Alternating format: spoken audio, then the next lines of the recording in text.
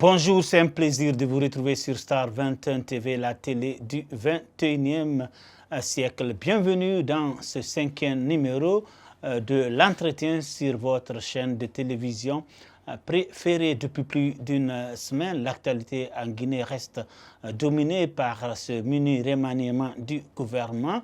Après la reconduction du Premier ministre Ibrahima Kassory Fofana au poste donc, de chef du gouvernement, on peine encore à voir toute l'ossature de ce gouvernement et beaucoup de Guinéens disent que la montagne a accouché d'une souris. Aujourd'hui, pour analyser cette actualité politique et sociale en Guinée et d'autres, nous recevons Elhadj Moussa Solano. Bonjour Elhadj Moussa Solano. Bonjour, Je rappelle que vous êtes ancien ministre de l'administration du territoire et de la décentralisation. Vous avez présidé également le Parti de l'unité et du progrès, PUP. Actuellement, vous travaillez un peu dans le social. Vous avez créé récemment une ONG. Eh bien, on reviendra sur tout ça dans un instant.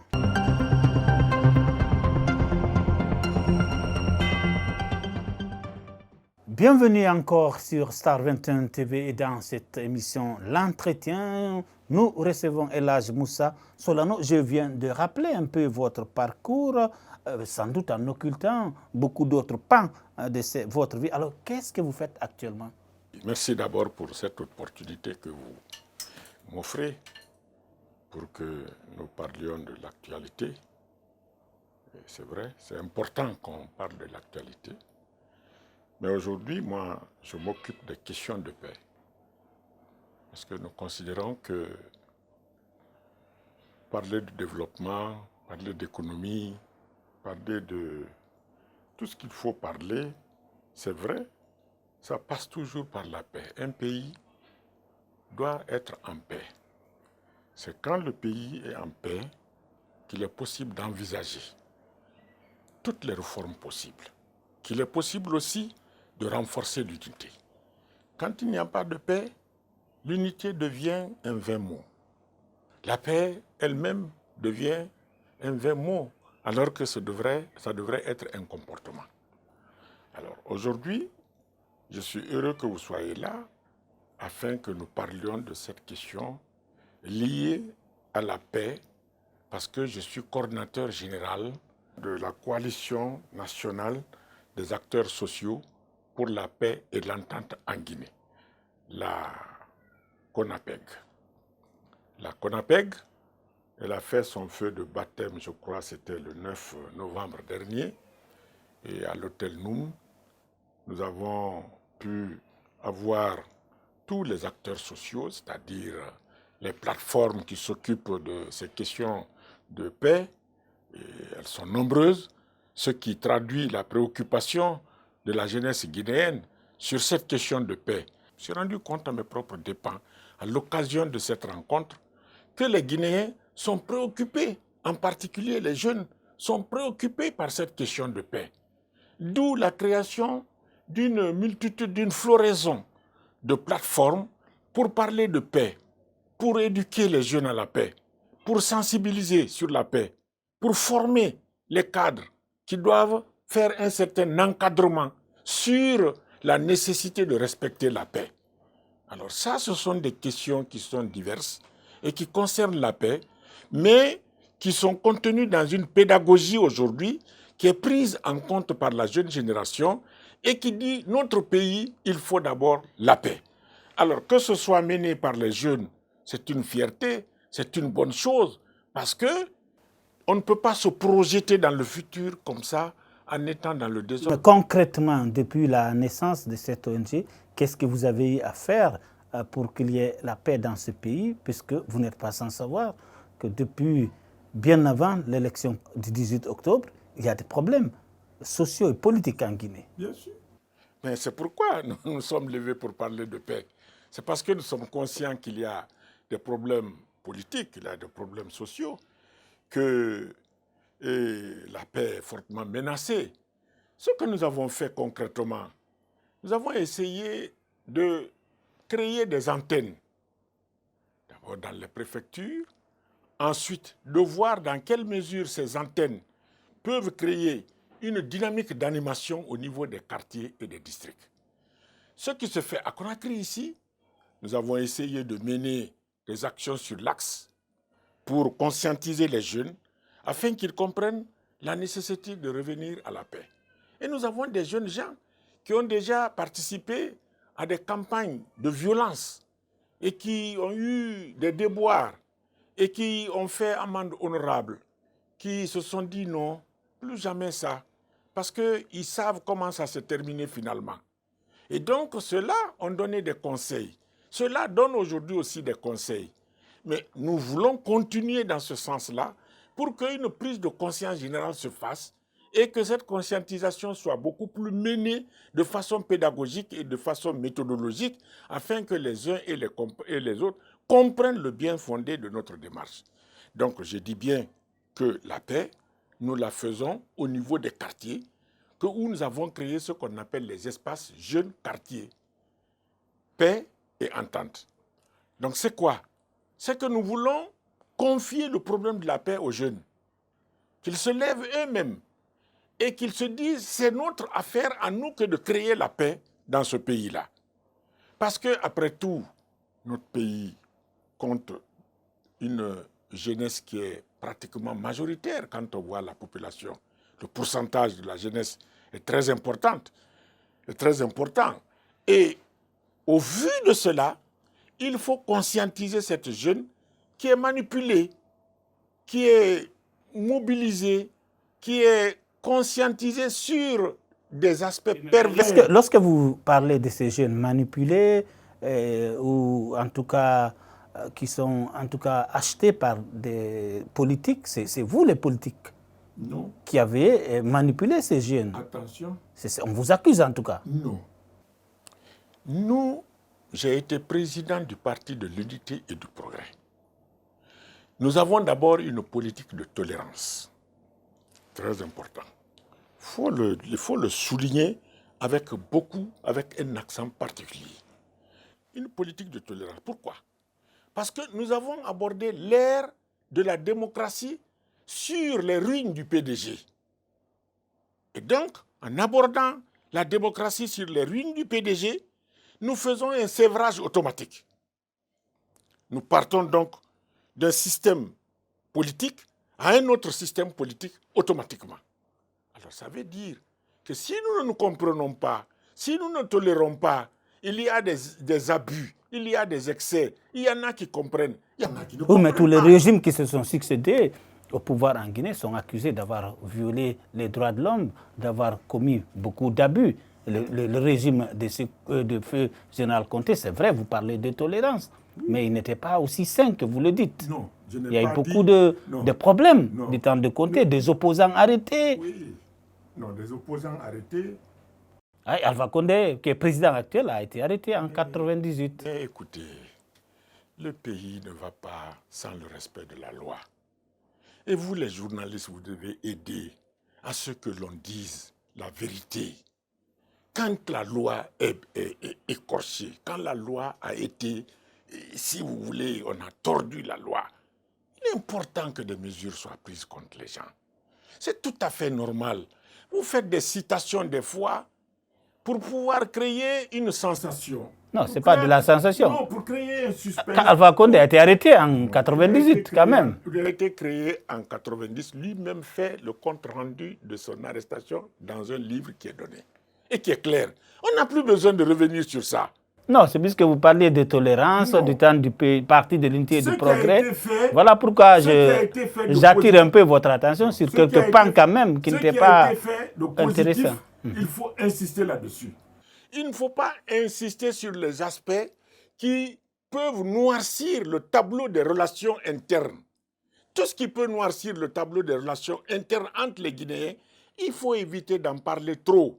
Il faut au contraire essayer d'inverser cette tendance pour que nous puissions nous comprendre mieux que d'insister là-dessus en remuant le couteau dans la plaie. Mais c'est l'histoire de la Guinée. Il ne faut pas balayer des revers de la main notre histoire. Je n'ai pas balayé. J'ai dit qu'il faut inverser la tendance. Je ne balaye pas l'histoire. J'ai dit inverser la tendance. C'est-à-dire il faut aller à une étape supérieure, meilleure, et qui ne fait plus des choses de ce genre. C'est ça l'inversion. Oui, mais votre constat, vous le savez très bien. que c'est presque la même chose qui se répète pas aujourd'hui. Non. Il y a des opposants aujourd'hui qui sont emprisonnés. Oui, mais attends, écoutez. Oui ou non? Moi, ce que je dis, je dois être clair par rapport à cette histoire. Le pays a des lois et des règles. Nous sommes régis par des lois et des règles. Lorsque vous outrepassez ces règles et ces lois, il y a des raisons que vous puissiez faire, que vous puissiez vous heurter à des sanctions ou rencontrer des sanctions. Maintenant, le problème c'est quoi? Est-ce que ceux qui sont accusés de d'écorcher la loi, de tourner la loi, est-ce que ceux-là ont vraiment sont vraiment et comment je peux appeler ça, coupables de ce dont on les reproche? Si c'est le cas, il n'y a plus de problème. Si ce n'est pas le cas, en ce moment, ce que vous êtes en train de dire tient lieu et nous devons savoir pourquoi ils sont condamnés. Mais tant que la justice n'a pas prononcé les choses sur les gens et que l'on a fait comme ça les choses d'une certaine manière, c'est là où il y a problème. Nous voulons que notre justice soit responsable. Elle ne sera pas à notre insu. Elle ne sera pas avec, si vous voulez, l'intervention ou l'immixtion d'autres pays ou d'autres personnes. Non. Ce sera nous-mêmes qui allons qualifier notre justice, pas notre action. Oui, mais qualifier cette justice, c'est la rappeler à l'ordre. Vous suivez l'actualité dans ce pays. Il y a eu au moins 4 détenus qui sont morts en prison, à la maison centrale. Oui, mais vous pensez que ça va rester comme ça? Ils vont expliquer pourquoi c'est fait comme ça. Vous savez, vous parlez d'histoire. L'histoire, ça ne se gère pas en un clin d'œil. C'est quelque chose, c'est des événements qui sont vécus et qui sont expliqués dans le temps. Mais quand on les explique, chacun se demande quelle a été la part de la justice. Le temps du président Ahmed Sékou Touré, on le sait, la justice n'a pas été mêlée au problème. Donc, il n'y a pas eu de justice. Il y a une justice populaire, mais qui n'est pas reconnue par les autres, par l'universel, ce qu'on appelle la justice universelle. Et pourquoi je dis la justice universelle? Parce qu'aujourd'hui, il n'y a pas d'alternative au capitalisme. Hein. Pas que vous fassiez. Chacun a une part de capitalisme dans ce qu'il fait. Donc, ce que le capitalisme met comme justice, c'est celle-là qui est pratiquement considérée comme la vraie justice. Alors moi, je dis que nous devons qualifier notre justice. Nous devons qualifier notre démocratie. Nous devons nous-mêmes nous qualifier. Parce que si nous ne nous qualifions pas, nous ne pouvons pas qualifier tout ça. Nous avons un système que nous avons mis en place. Mais il peut nous échapper. Et s'il nous échappe, il fait quoi? Ce sont les Guinéens qui vont faire les frais.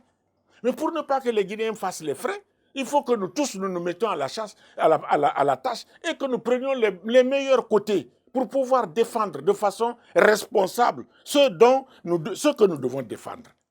Nous défendons clairement les idées que nous avons. Aujourd'hui, quelle est votre position politique? Opposition, mouvance, centriste? Non, il n'y a pas de centre en Guinée, vous savez. Donc, vous êtes de la mouvance? Non, il y en a. Moi, je vous demande. Non, il y en a qui se définissent du centre. Feu Jean-Marie Doré disait qu'il est du centre. Alors voilà, c'est là-bas le vrai problème. Moi aussi, je me suis défini en disant à un moment donné que j'étais du centre. Mais c'était une façon de créer une situation qui n'existe pas, qui n'est pas réglementée. C'était du rien. Parce qu'elle n'est pas réglementée, elle n'est pas reconnue, elle n'est pas légalisée.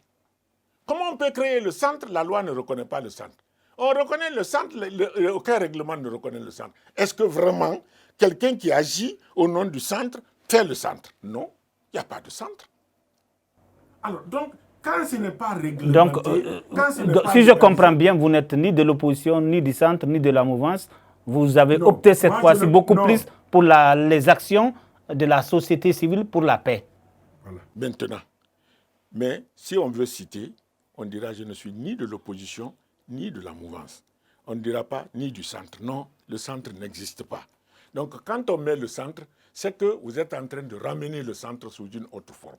Alors, le centre ne peut pas être ramené à moins que l'Assemblée ne légalise le centre comme étant une autre option politique à laquelle on peut adhérer. En attendant, elle n'existe pas. Donc, moi, je ne fais pas partie de tout ça.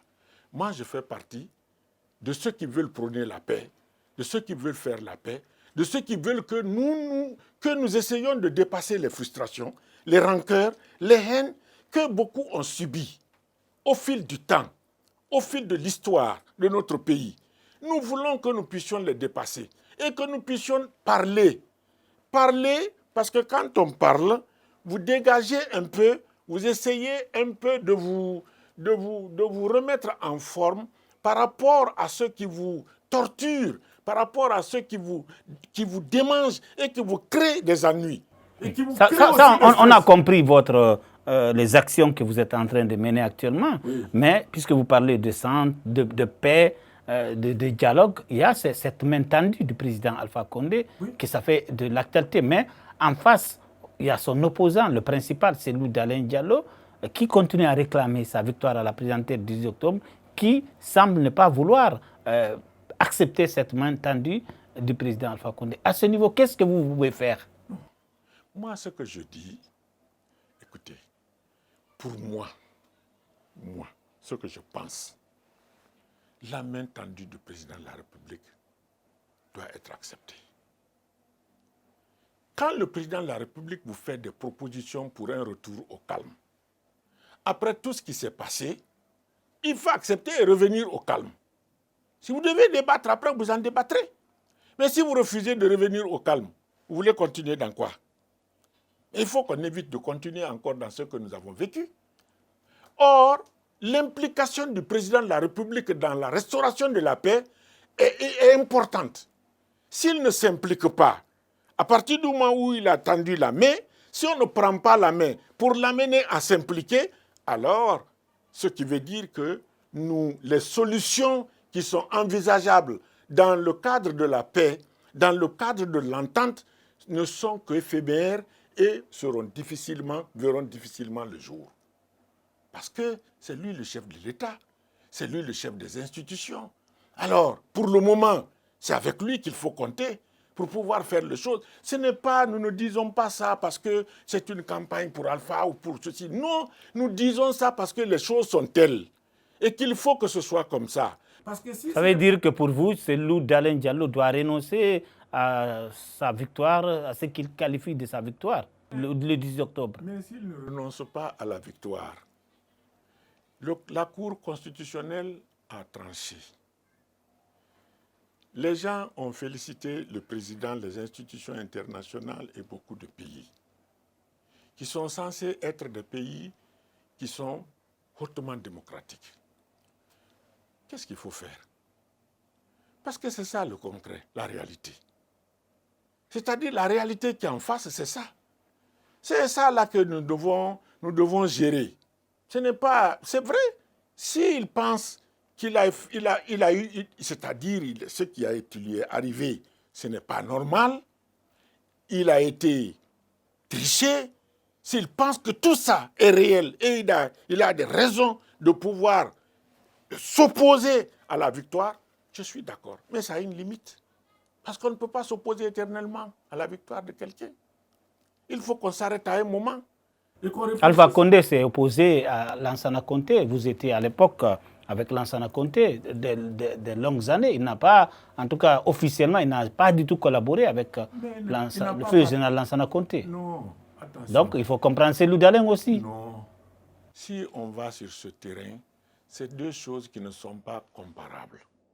Comment? Alpha Condé, après les élections, est parti en France. Il est resté en France là-bas. On ne s'est pas battu pour ça, parce qu'il a été contre. Oui, mais on s'est battu. Il n'y a pas eu de crise.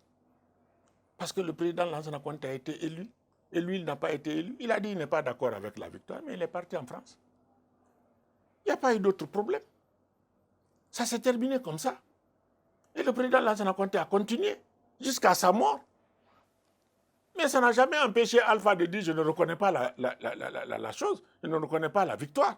C'est tout à fait normal pour quelqu'un qui participe à une compétition de se rendre compte qu'à un moment donné, il a d'abord rendre justice, c'est difficile. Parce que le choix est toujours discriminatoire.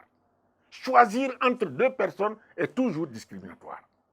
Mais la justice, c'est la conviction intime et c'est le droit.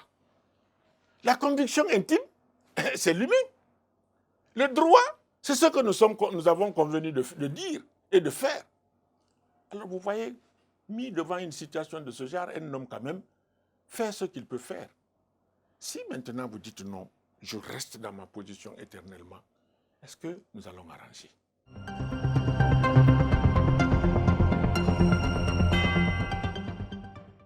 Bienvenue dans cette émission L'entretien sur Star 21 TV. Nous recevons El Hadj Moussa Solano, ancien ministre de l'administration du territoire et de la décentralisation. J'évoquais ce problème de ce remaniement ministériel qui tarde, qui tombe à compte-gouttes.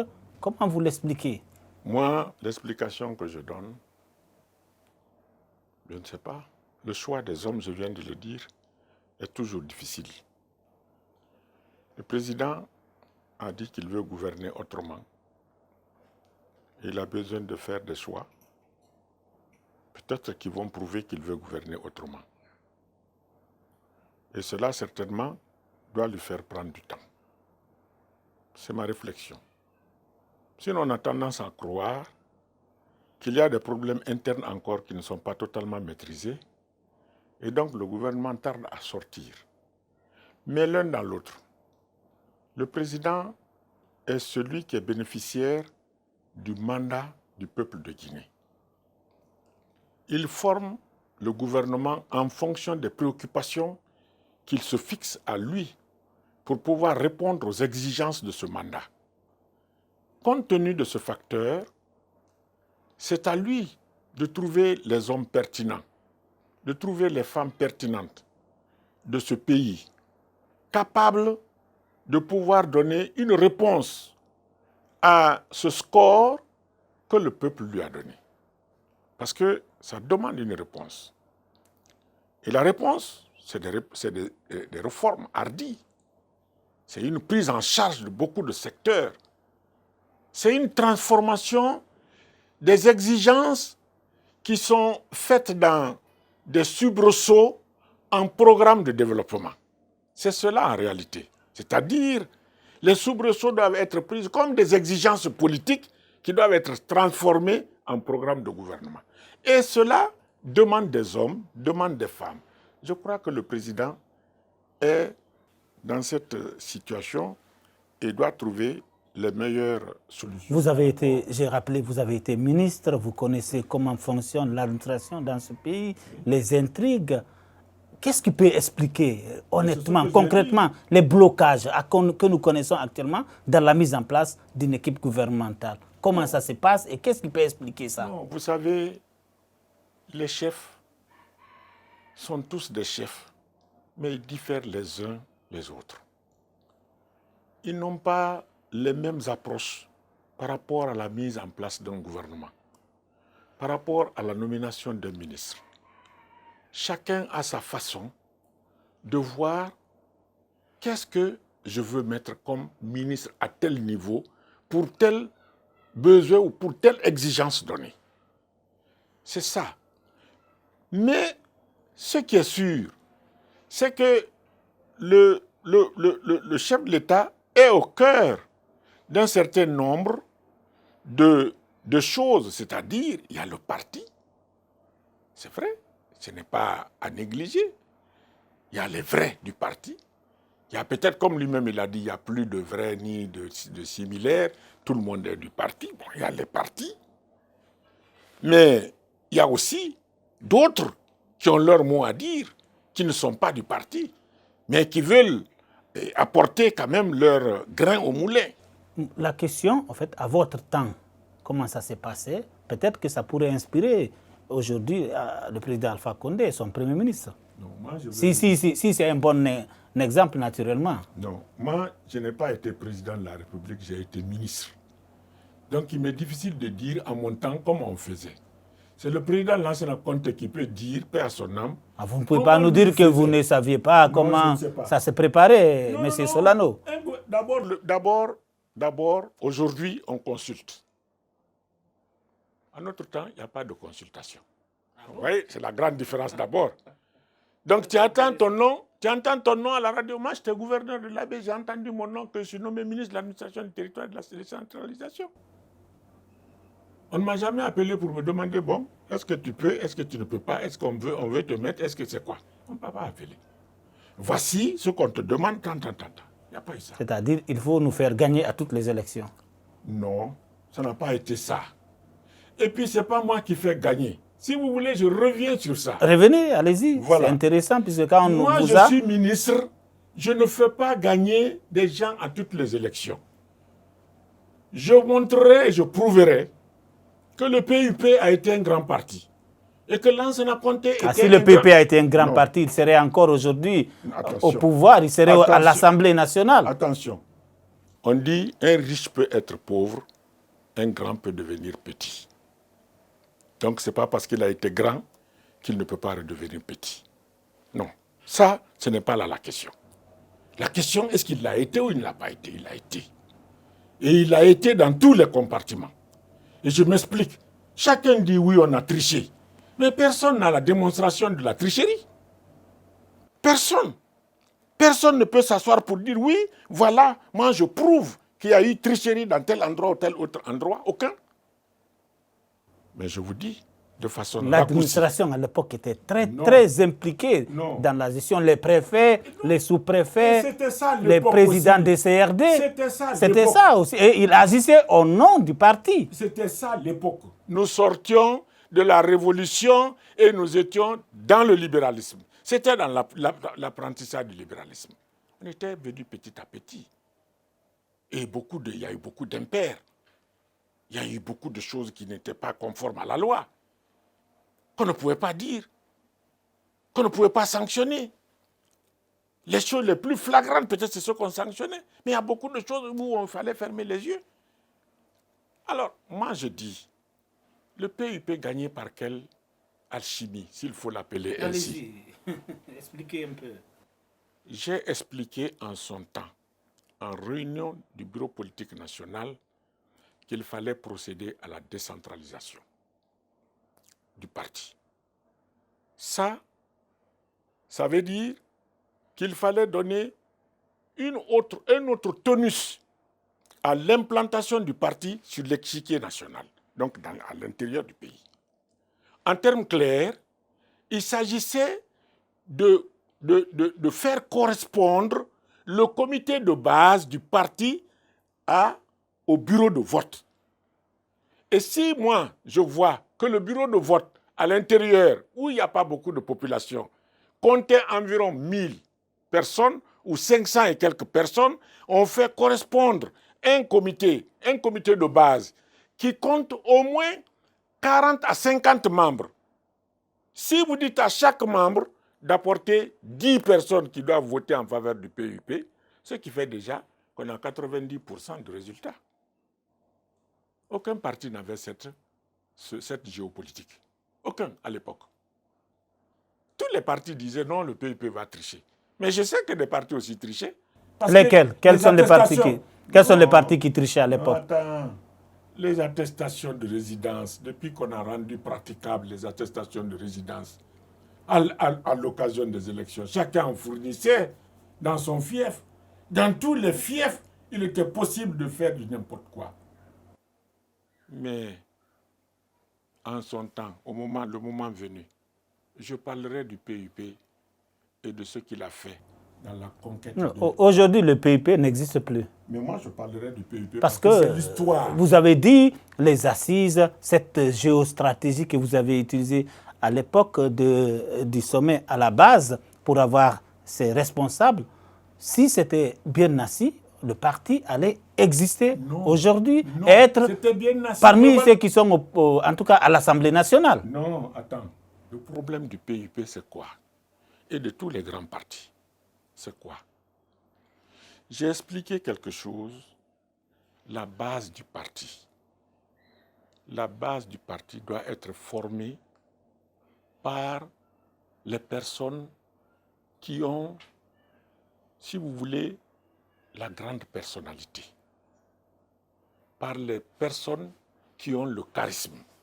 La base du parti ne doit pas être rien que les militants, ça doit être les grandes personnalités, et cela dans tous les secteurs et partout. Alors quand c'est comme ça,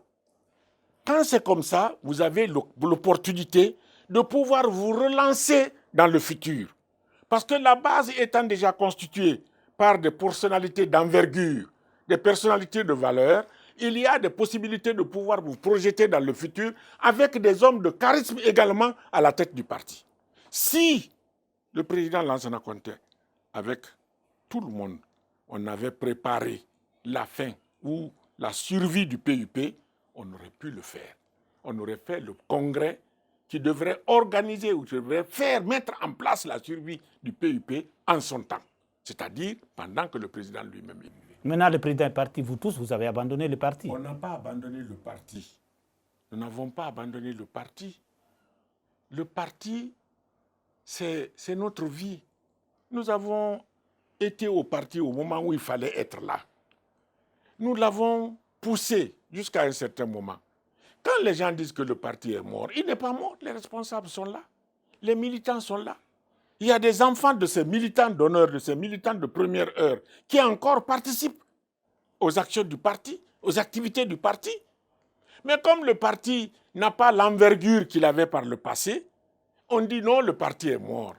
C'est-à-dire la mort d'un parti est facile à proclamer, à prononcer, dès que l'on se rend compte qu'il n'a plus l'envergure qu'il avait par le passé. Le PDG, c'était la même chose. Moi, j'étais PDG. Beaucoup d'autres étaient PDG, etc., etc.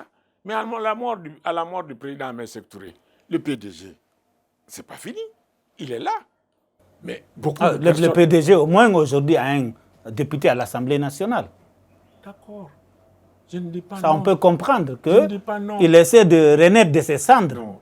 Mais le PUP, aucun représentant au Parlement. Oui, aucun représentant au Parlement, mais cela ne signifie pas qu'il n'existe pas. Disons qu'il n'est pas encore suffisamment organisé pour pouvoir prendre une place importante sur l'échiquier national, mais il existe.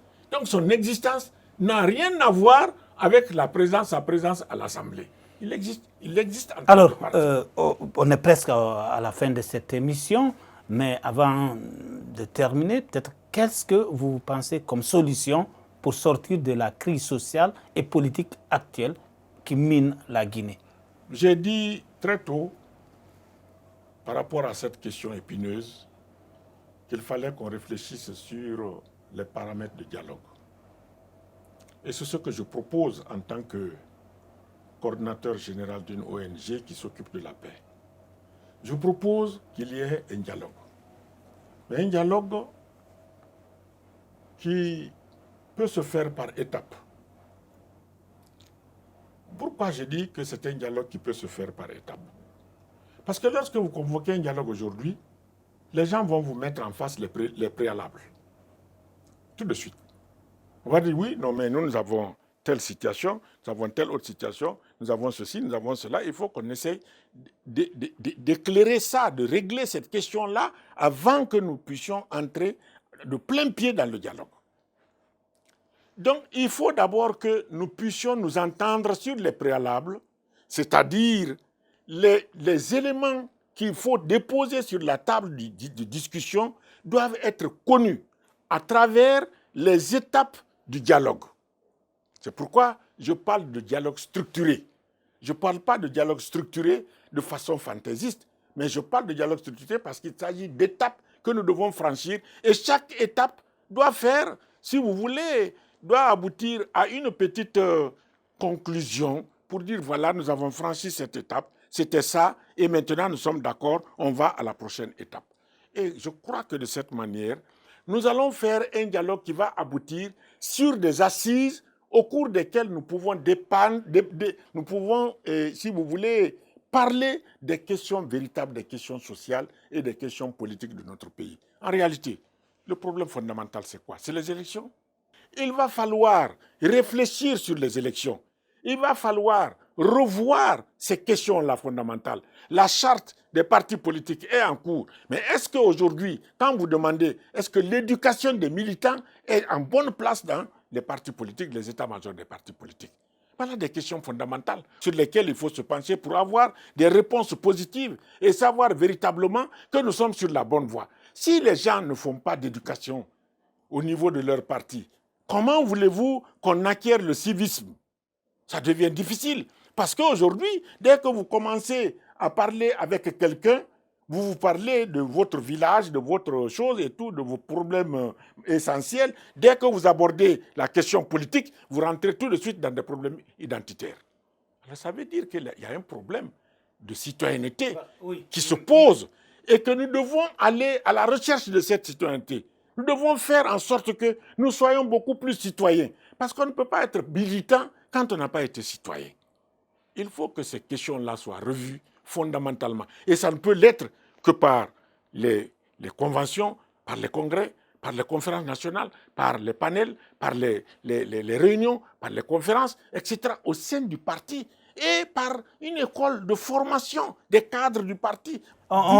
Merci à vous. On voit que vous avez envie de vraiment aider à faire sortir la Guinée de cette crise et vous souhaitez à ce qu'il y ait un dialogue franc et structuré. Merci à vous, Elhadj Moussa Solano. Merci aux téléspectateurs qui ont eu à nous suivre. C'était l'émission Entretien sur Star 21 TV. Merci. Continuez à regarder Star 21 TV, la télé du 21e siècle.